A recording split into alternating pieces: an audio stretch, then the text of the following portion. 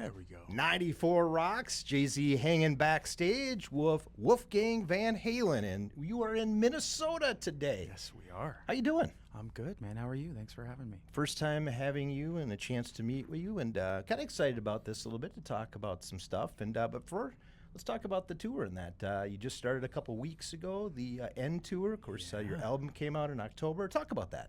Yeah, it's been really fun, man.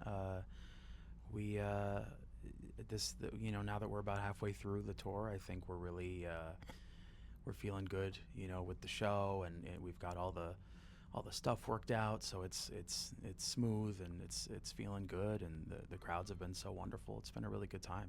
I'm super excited.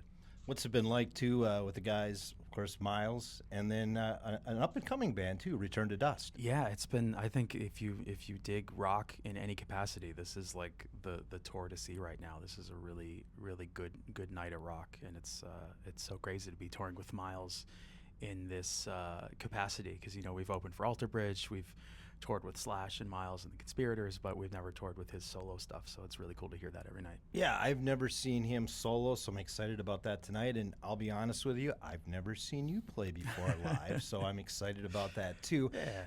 Do you enjoy the live scene compared to maybe making a record? I think you can't have one without the other, so I feel like when you're in the studio, you're excited to get out there, and then when you're after touring for 18 months, you're excited to get back in the studio. So right now that we're at the top of the touring cycle, we're just I'm really stoked. I'm really excited to be able to play the new stuff, and people seem to be really enjoying it. It's a lot of fun.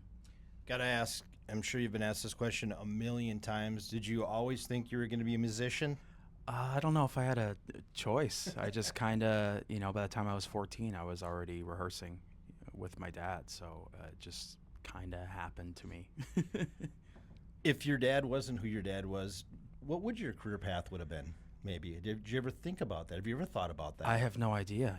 We don't live in that reality, so I have no idea what that would have been. And obviously you hopefully are going to do this for a long time, but maybe you might say, I want to try something else. Is there something else that you've ever thought about maybe you wanted to dabble into at some point? I don't know if I'm good at anything else.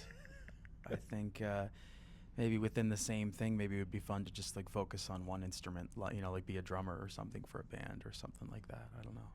Well, for our listeners, they know Mammoth very well. Obviously, we started spinning it back when your first song came out, The Distance, and ever since, and that was a #1 song. What did that mean? I mean, that song obviously has so much meaning to you, but what did it mean to be your first #1 hit on radio?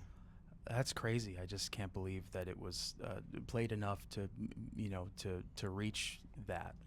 It's happened a couple times, and that's just so unbelievable to me.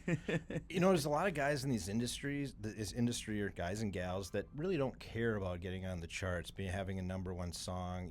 They're out there to play for the love of it. I think you're there for the love, #1, but it's nice to have the accolades, to have that behind you too, isn't it? Yeah, sure, but I mean, I don't think it would change what I'm doing or what I'm not doing or anything. Like, I'm going to be doing this either way, but to be able to get recognition like that and to have people listening is always a wonderful thing.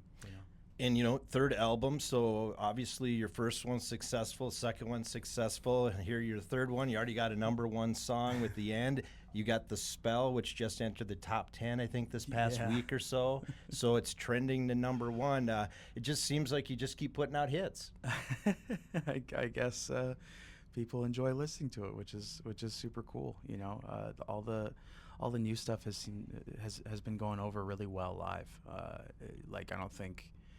don't know, because the record hasn't even been out for barely a month now. Not even a month, yeah. And I don't know. It's some of the most exciting things we play during the show are the new stuff, and people really respond to it. It's kind of crazy. Yeah, it is, and it's great to see that stuff is playing on rock radio. What's your take of rock radio? I guess since I'm a rock programmer, I got a few questions your way. So, what's your feelings of the current state of rock radio? I don't know, really. I think it's just I think there's good in everything. I think when people say rock is dead, I think that's really stupid.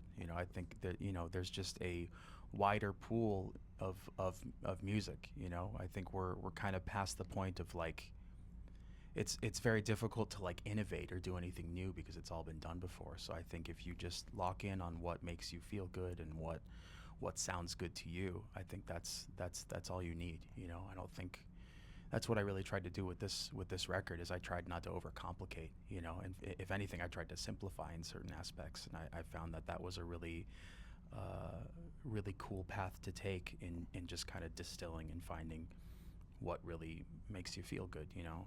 There's some songs on the new record like Happy or Better Off where I was just kind of like, let's try and like you know, straightforward can I make this and just kind of focus on the melody and stuff like that. So I don't know. I think anything. It's important to remain, you know, to have an open mind, because I think people can be a little too gatekeepy, and that's what stops them from finding things that they'd probably like if they had more of an open mind. Right. Of course, you do it all. You know, when it comes to Mammoth, you do everything from sing, guitar, drums. And that's a very unique thing, isn't it? Sure. I mean, people How do have you done do it it all? People have done it before. Yeah, But, I get it, but I mean, I don't know. It was just initially, it was, you know, Mammoth was just kind of my. I mean, it always has been just my thing where I would just write ideas for myself, and that felt cool. And I always wanted to. I always saw it as a challenge of like to do something like how Dave Grohl did the first Foo Fighters record, and I just wanted to try and see if I could do it. And with that first record, it took me a little bit, but I found that I really enjoyed the process and songwriting from every instrument and just kind of creating the whole thing. And so I think now doing it a third